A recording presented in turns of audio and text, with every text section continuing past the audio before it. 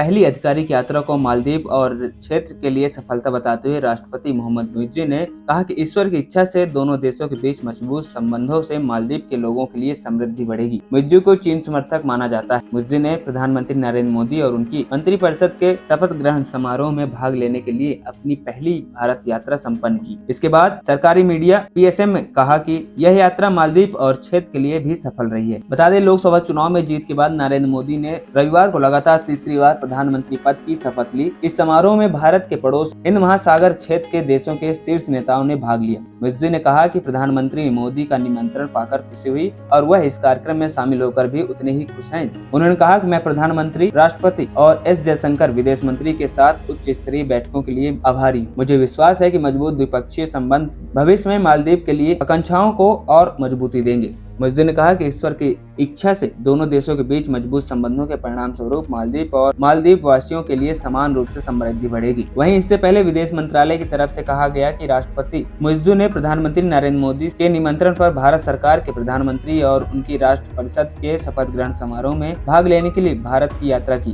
कहा गया कि यात्रा के दौरान राष्ट्रपति मुइज़्ज़ी ने भारत की राष्ट्रपति महामहिम द्रौपदी मुर्मू द्वारा गणमान्य अतिथियों के सम्मान में आयोजित भोग भी किया। उन्होंने बयान में कहा कि दोनों राष्ट्रपतियों ने बैठक भी की, जिसमें उन्होंने मालदीव और भारत के बीच द्विपक्षीय सहयोग को मजबूत करने की चर्चा की। इसमें कहा गया कि मुर्मू ने मालदीव की नई सरकार और लोगों को शुभकामनाएं दी हैं। बयान में कहा गया कि उन्होंने विश्वास व्यक्त किया है कि मुइज़्ज़ी के नेतृत्व में द्वीप राष्ट्र समृद्धि और विकास के पथ पर आगे बढ़ेगा। खबरी चौखट की रिपोर्ट।